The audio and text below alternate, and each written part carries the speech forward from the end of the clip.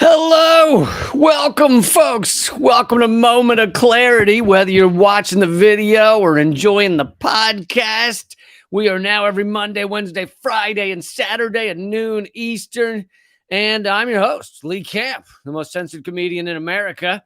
If you are enjoying this right now, then you are one of the few that's been able to jump all of the hurdles that have been put in front of me in order to do this. So thank you for doing that. Thank you for making the leaps from platform to platform. After one bans me, then another.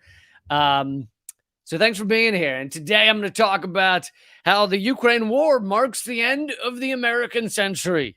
Say goodbye, folks. It's been a good run. We had some fun. I feel like we did some good shit. Remember that time on the jet ski where my bathing suit got ripped off and I was sitting there nude going, guys, I'm over here. Remember that? We had some good times. The American century. It was a blast. It was a blast, folks. Time to wrap it up. Time to wrap up the American century, or at least we're headed that direction. And I'm going to get into some details as to proof that that is happening, that that's going on right now. Again, thank you for joining me. But I'm also going to get into some other stories. Big news out of Colombia, a big left-wing win there. Gonna talk about some other stuff. I'm gonna give it all away. There's some shit will be talked about. Okay. And if you can't handle that, I sometimes get angry about the shit that's going on in this world, and this isn't the show for you. I'm sorry. I got an email from someone saying, I don't like your screaming. And I was like, okay, please say new studies show that the U.S. has killed 6 million people over the past 20 years. Please say that in a calm voice. Please sit here and quietly in a Bob Ross ASMR voice tell me how the U.S. has killed 6 million people over the past 20 years. Okay? That's what my latest YouTube video was about. Please say that in a calm, right over there we have the American Empire as you know, like a tour guide voice, has killed roughly 6 million people, responsible for the death of those individuals. And I'm going to say that in a nice, calm voice and never get animated at all. And it's just lovely to see the fact that we've killed 6 million people, which is, what a lot of people like to point to as the number of Jews that the Nazis killed, 6 million. By the way, the Nazis killed far more than that, because you got to also throw in there millions of others, such as Roma or black folks or handicapped. So really it was over 6 million, but people like to talk about the 6 million Jews killed. And now the U.S. has hit that mark. And that's just in the past 20 years. That's right. And now I'm going to eat some nice yogurt while I do this for you, while I tell you about the 6 million people we've killed. Please do that without yelling. All right. If you can, then there's something fucking wrong with you. Then you've got a fucking some sort of tumor that's pressing on the part of your brain that should have emotion about death and horrible shit. There should be some screaming. And I'm hoping that for those of you that still tune into my show, those of you that jumped all the hurdles to follow the most censored comedian in this country, I hope that you did so because you were like, he is the appropriate level angry. I hope that's one of the reasons. There's a lot of reasons. There's a lot of reasons, but I hope that's one of them.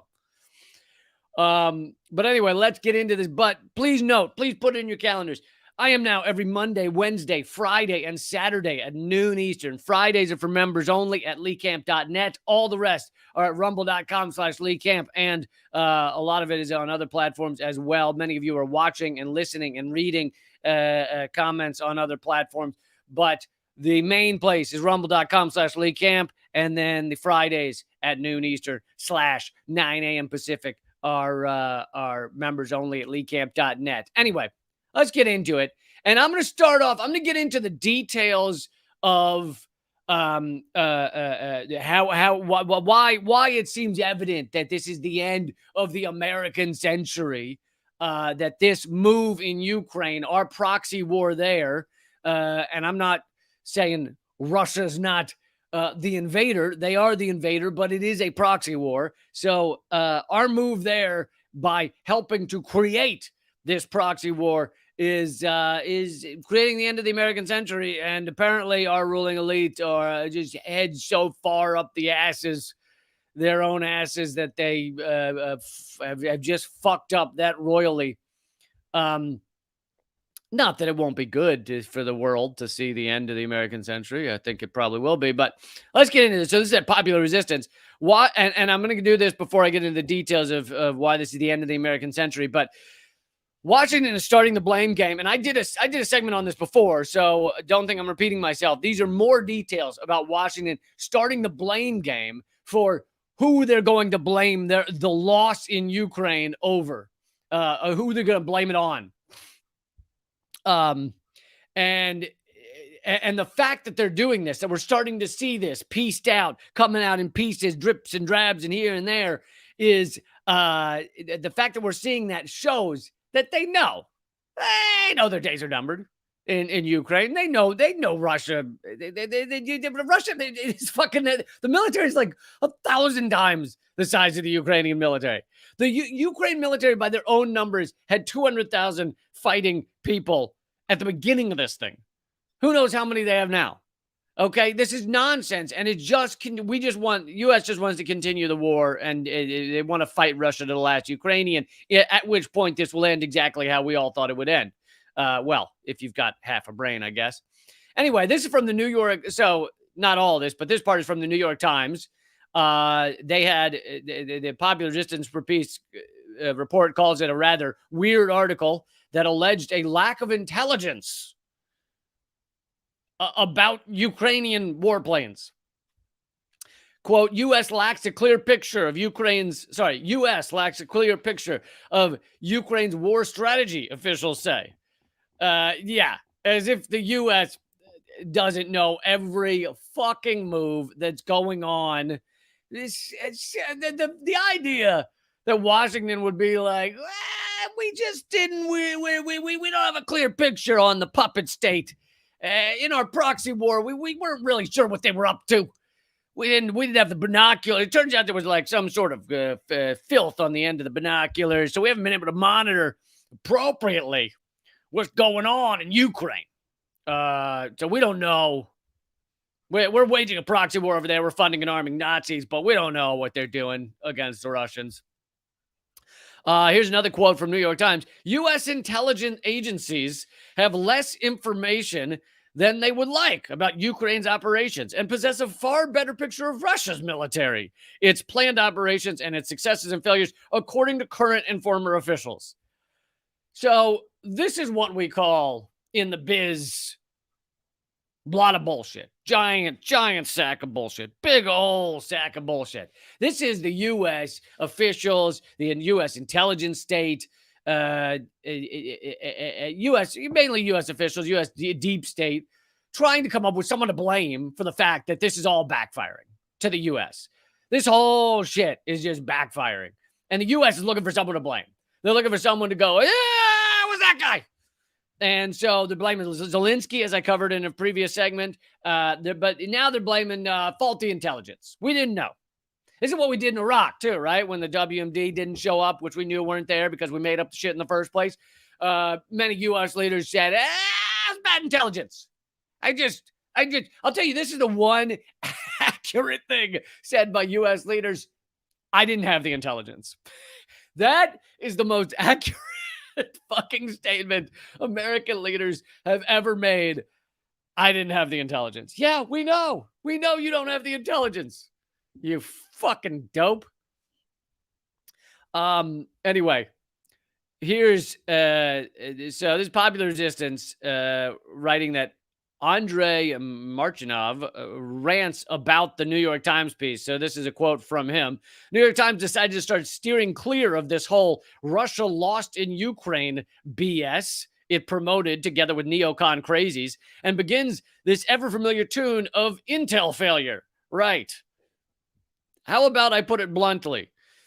The U.S. never had a clear picture on anything, especially on Russia or as a private case, the Russian invasion, and completely bought into the Ukrainian propaganda, which shows a complete incompetence of the intel in the U.S. I actually don't believe this part.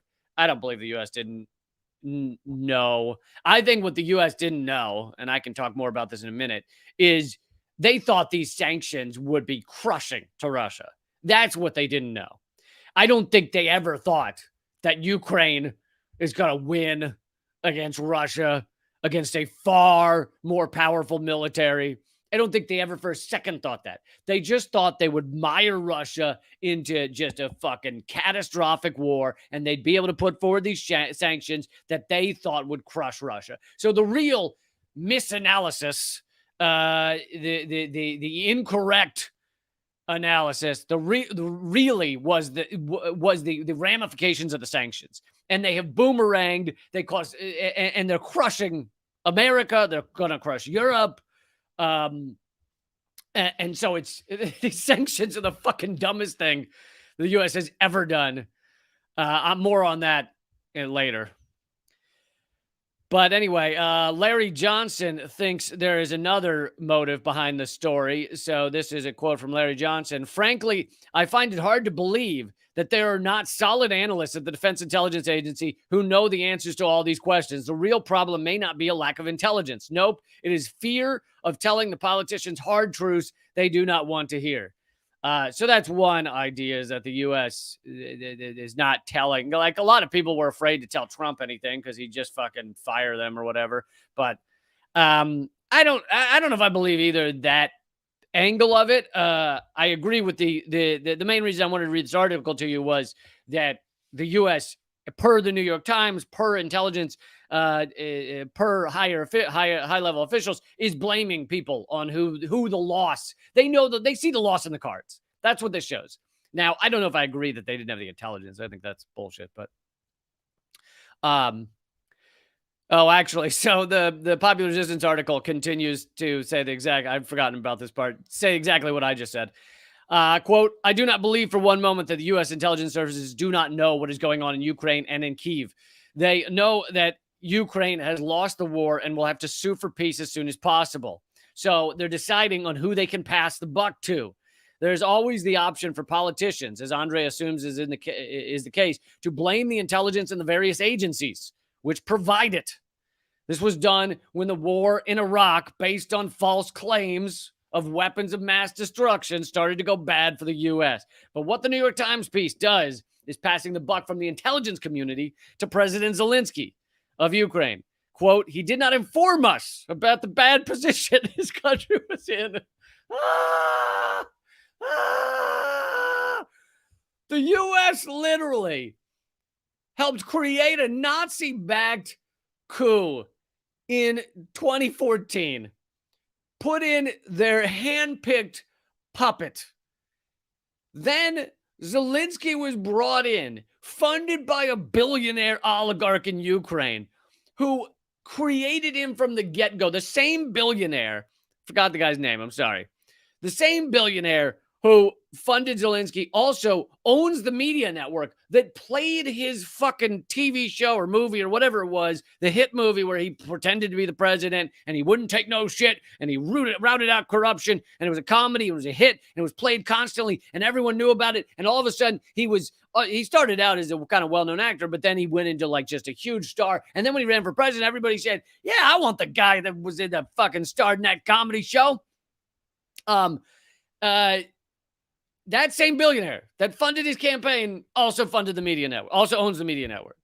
So this was a plan from the beginning. And the U.S. knew about it. The U.S. was, they knew. And they watched it all happen. And then now Zelensky is their man, right? And you're telling me that the U.S. is now like, Zelensky refused to tell us about the stuff that was going on. We didn't know. That's my drunk Joe Biden. Drunk off whatever fucking prescription pills he snorted up. The size of the straw that Biden must have to snort that level of prescription pills. What has Zelensky never told us? Why was Zelensky... Zelensky, have you ever seen an interview with Zelensky? All he does is just fucking go on and say, we need more weapons. Send us weapons now. So you're telling me he wasn't telling you how bad the situation was? No. Bullshit. Also, the U.S. has the U.S. has been funding and arming Nazis. I played the video of McCain and Lindsey Graham there a few episodes back in 2013. The U.S. and Ukraine have been fucking tied at the hip for the past 8 years. Do you really think the U.S. hasn't infiltrated Ukrainian intelligence with the Nazis they're fucking arming? Are you really telling me that our CIA doesn't have a peephole they can look through on what the Nazis are up to that they're arming? Yeah, it's just amazing bullshit. And then they go in to say that the United States European Command, Deputy Commander of the United States European Command, Stephen Twitty, has basically admitted this thing is over publicly.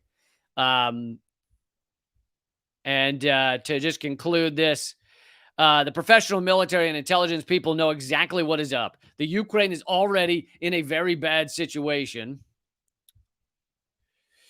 The Ukraine is already in a very, very bad situation, and from here on, it can only get worse. They expect that the Ukrainian front line will break down. I am sure they are urging, like Twitty does above, for immediate negotiations using whatever third party is available. It is the White House for which such an outcome is not what it had hoped to achieve.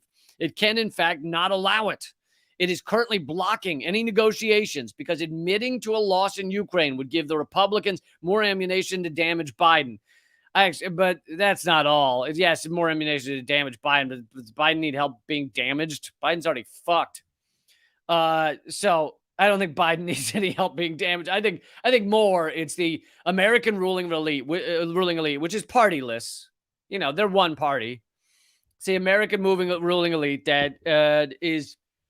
They're just desperately trying to keep this war going because the sanctions have backfired, and now they're hoping that if they can just keep it going long enough, that the sanctions will continue to grow, that the international community against Russia will continue to grow. And by the way, in case it needs saying, I don't support any invasions, any bombing. I'm against all war, okay? So me saying the reality, this is called being an adult. Saying the reality that Russia's gonna win this and that this only ends at a fucking peace table. And how long are you gonna keep forcing people to leave their homes and destroying allowing this war to go on with buildings just blown up left and right? Is that really what you want to do? No, it's only what America wants to do. It's only the United States and Zelensky who are fucking want this shit to go on. And I covered in a recent episode how Boris Johnson was sent to Kyiv to tell Zelensky not to have peace negotiations on behalf of the United States. Anyway, that's Article 1, showing that the U.S. is looking for people to blame. They're blaming the intelligence now. First it was Zelensky.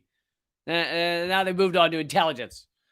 And just remember, in case you were wondering, the U.S. government is now saying we have no intelligence, which is one of the few things that's come out of their goddamn face holes that I agree with. Okay, now let's get in to the proof that the war in Ukraine marks the end of the American century. Let's get into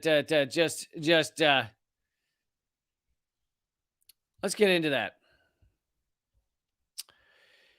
So now this is an article that I can't speak to the guy who wrote it. I don't know him, but I think it's got a lot right. It's got a little bit that I'm going to disagree with, but it's got a lot right. And so that's why I wanted to go through this. All right. So the war in Ukraine marks the end of the American century by Mike Whitney. So he starts off by talking about the reserve currency, which is he has to lay that groundwork to get in to why this marks the end of the American century. He says, here's your reserve currency thought for the day. Every U.S. dollar is a check written on an account that is overdrawn by $30 trillion. And unimaginable. Don't even for a second try and think about that number. Do not do it. All right. You will pass out and you will hit your head on the desk. Okay. You will bleed. If you try and think about $30 trillion, you will bleed from the eyes immediately. immediately. So don't even try to think about it.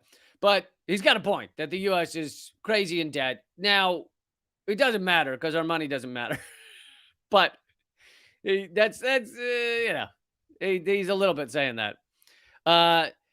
He says the only thing keeping the U.S. dollar from vanishing into the ether is the trust of credulous people who continue to accept it as legal tender. Now, that's true, but I also use it. I'm not.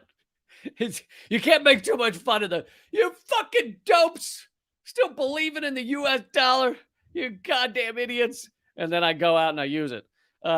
So he's talking about me using the dollar when I buy a candy bar or some shit. But he's also right that the only reason the U.S. dollar has any meaning is because we give it meaning. But I think what he doesn't seem to mention is that that's true for all currencies. Like any dollar you see, the only thing that keeping it going is the fact that we're keeping it going. It's the fact that we act like this thing matters. It's the fact that you go into a store and you say, and I get, you tap your phone now. You don't actually hand them a piece of paper, but it's useful for the analogy. But I know the kids, you kids that are listening, they're 15. You're like, wait, it used to be on a piece of paper? Hold on. Slow down. You're telling me that thing when I tap my phone to get a coffee, you used to use paper for that shit? Hold on. Did you tap the paper on the desk? Why would you tap a piece of paper on a desk? I'm not following. Could you back up a little? Okay. So you have this piece of paper, and is it on your phone? Do you stick it to the phone? There was no phone. There was no phones. There was nobody had any phones. We were all walking around phoneless. We were just humans just operating out in the world. It was just like, oh, I'm just here. We all just ran into each other. We're just like, I don't know. There's no device telling me where to go.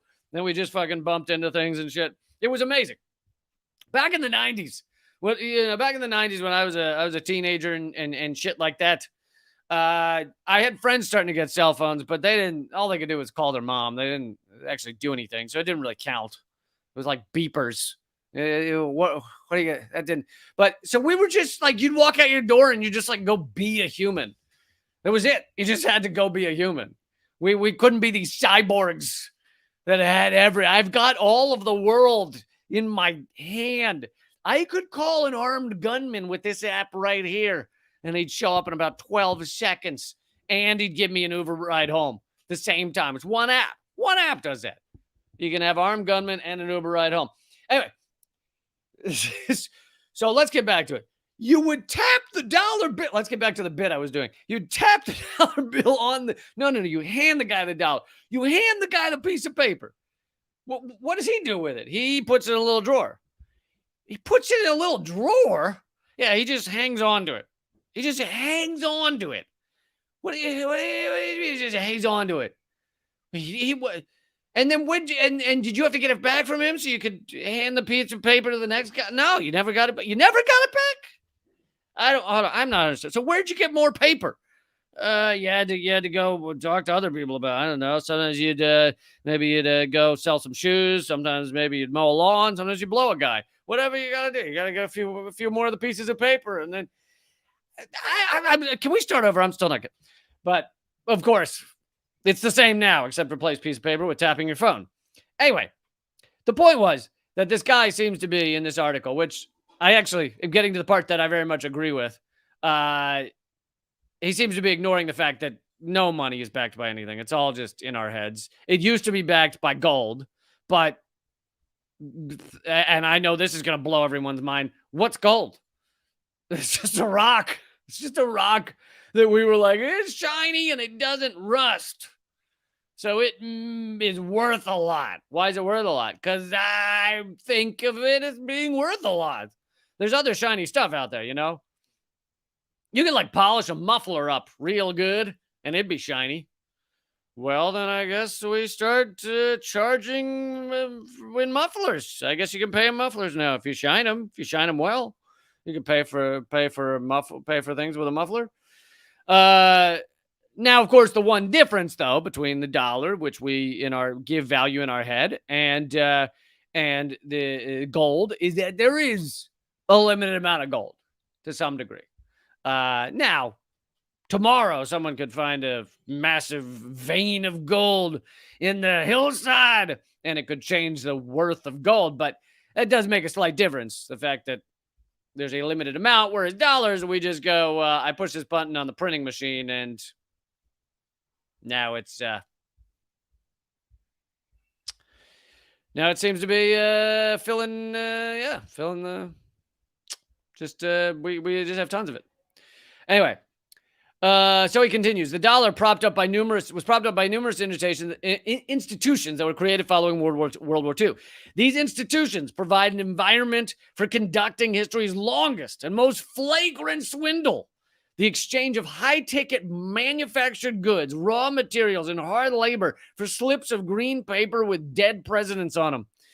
Of course, the system is accompanied by various enforcement mechanisms that swiftly remove anyone who tries to either break free from the dollar or, God help us, God help them, create an alternate system altogether. Saddam Hussein and Muammar Gaddafi come to mind. Yeah, that's right. I've talked about this a bunch. You say you're getting outside the dollar system, that's outside the petrodollar, then we will shove a bayonet up your ass, all right? That is fact. We will hang you from the highest tree and pop your head off like a champagne cork. Do not say you're creating a new system. But the fact is, to continue from the article, there's no reason why humanity should remain yoked to a currency that is buried beneath a mountain of debt and whose real value is virtually unknowable. Now, that last sentence, the real value of nothing's knowable. The real value of, it's what people are willing to pay for with it. It's what people are willing to use it for. The real value of a dollar? There's no real value of any currency, fiat currency. We're just going, I feel like it's worth as much. So he seems to think that's just the dollar. But anyway, in a minute here, we get to the part that I very much agree with. The Western central banks are a de facto monopoly run by a small cabal of interbreeding bottom feeders, this part I agree with, who coordinate and collude on monetary policy in order to preserve their maniacal death grip on the financial markets and the global economy. I like how he went into full fucking Shakespeare to describe the destitute, morally bankrupt nature of these fucking bankers. I like how he went into Hunter S. Thompson mode, but he got poetic to be able to describe these fucking bottom feeders. Then he goes, Biden's feckless, but I said feckless, but Biden's reckless foreign policy, which is forcing critical players in the global economy to create their own rival system. Now, due to the economic sanctions on Russia, later this year, Russia launches an exchange-traded commodities-backed currency that will be used by trading partners in Asia and Africa. Washington's theft of Russia's foreign reserves in April turbocharged the current process, which was further accelerated by banning of Russia from foreign markets. In short, U.S. economic sanctions and boycotts have expanded the non-dollar zone by many orders of magnitude and forced the creation of a new monetary order. Now, this part, absolutely true. He maybe has moved the timeline a little. It basically has sped it up. Russia has been preparing to do this for a little while because they knew that this was coming.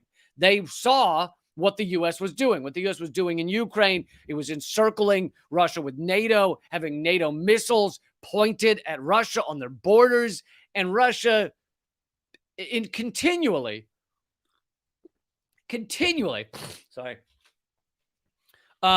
has asked, and look, I'm not defending all of Russia's foreign policy, but Russia has given ways to stop this from happening. Has given red lines that they said the U.S. and NATO can't go beyond, Ukraine can't go beyond. They have given ways to stop this from coming to fruition. And at every juncture, the U.S. has kept crossing those lines, just seeing how far they could push Russia. And now we're on the brink of fucking nuclear Armageddon so that the U.S. can have their proxy war. Now, what the U.S. thought would happen, and I kind of mentioned this earlier, they wanted this proxy war. What they thought would happen is they thought Russia would invade the Donbass region and just declare that independent, and that the U.S. could use all of these sanctions. They would have done all the same sanctions if Russia had only invaded Donbass instead of all of Ukraine. They would have done the same sanctions. And so the U.S. thought that would happen. They were pushing it to happen. They funded and armed the Nazis that had been killing people, 15,000 people over the past 8 years in the Donbass region of Ukraine. Russia killing culturally Russian people. And they thought Russia would invade Donbass and that they would then be able to put these sanctions on and that it would crush Russia. That was their idea. That was the U.S.'s grand plan because they see the weakening of the petrodollar and they wanted to stop this. They saw Russia befriending China and they wanted to stop that. So this was the grand plan. This was what they thought would happen. Instead, Russia has fucking thrown it in their faces. And now U.S. is looking for someone to blame. Basically, what the U.S. did is fast forward this process. They created this process and then they hit fast forward by pushing for war in Ukraine. To continue from the article, just look at the way we've destroyed Russia's currency, the ruble. It's shocking. He's being sarcastic. Here's the scoop from an article at CBS. So this is mainstream media. This is mainstream media right here. The Russian ruble is the best performing currency in the world this year. This is recently. CBS. Russia's currency has mounted a stunning turnaround. The ruble has jumped 40% against the dollar since January. This is such a fucking incredible own goal. This is so, honestly, and don't, look, yes, it's Joe Biden, but it's the entire U.S. deep state. It's all of them, all right? Don't act like this was Joe Biden hasn't decided what underwear he's wearing for the past 5 years. Don't act like this is just Biden being dumb. This is the fucking U.S. Pentagon and everybody else. This is the people around Biden who consider themselves the smart people in the room. We know what's happening. Dude, this is such an astronomical own goal. It's incredible. Normally, a country facing international sanctions and a major military conflict would see investors fleeing and a steady outflow of capital causing its currency to drop. But that has not happened because Russia played their cards right. Russia is pulling in nearly $20 billion a month from energy exports. Since the end of March, many foreign buyers have complied with a demand to pay for energy in rubles, pushing up the currency's value. Again, that's from CBS News. That's mainstream media admitting the writing on the wall. And by the way, don't call it energy. Call it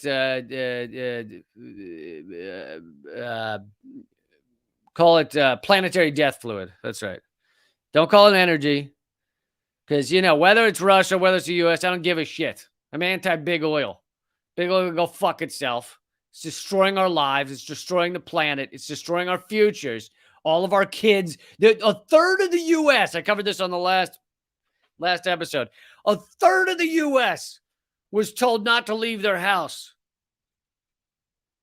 last week because of heat waves. Because of heat waves so extreme that cattle are dropping dead. Okay? Which is kind of useful. Maybe it'll just cook the burger right there. Maybe it'll just cook them right out in the field. You could just go out, cut a piece off. Delish. Cutting out the middleman. Cattle just cooking out on the, talk about farm fresh. Cooked out on the prairie. Anyway, don't call it energy. Call it planetary death fluid. But the sanctions are actually hurting the U.S. and helping Russia. So the experts think we should impose more sanctions. Is that it? Precisely. Now that we have shot ourselves in the foot, the experts think it would be wise to take out the other foot, take off the boot, and shoot the other foot. One foot down, might as well shoot ourselves in the other foot. Is Europe going to split with Washington and leave America to sink beneath its $30 trillion ocean of red ink? Yeah, goddamn right it is. That's exactly what it's going to do. Europe is, well, that's what he believes it'll do. I don't know. It seems like right now, U.S. is Europe is just going back into feudal state mode. But Europe could very well cut some of the tethers to the U.S. and just leave the U.S. to sink. But right now, NATO's circling the wagons, getting the wagons together, right? And joining up with their big dumb idiots, the U.S. As the dollar zone shrinks, standards of living will plunge, unemployment will soar, and the economy will go into a downward deep spiral. Washington has greatly underestimated its vulnerability to catastrophic geopolitical blowback that is about to bring the new American century to a swift and excruciating end. Now, I know that's painful. It's painful to me. It's painful to our families. It's painful to everybody in the United States. But if you want to try and view a positive on this, maybe this is what was needed to do something about climate catastrophe. Maybe it is. And to do something about the murderous U.S. state that is killed, as I've said, as I think I'm the only person. Again, I don't watch every fucking talking head out there, every YouTube personality. So when I act like I'm the only person talking about something, maybe I'm wrong. But I think I'm the only one mentioning this repeatedly. Murderous U.S. state has killed 6 million people just in the war on terror, just in the past 20 years. As I said on my new video, which I'm going to put the link in the comment section right now. As I said in my new video,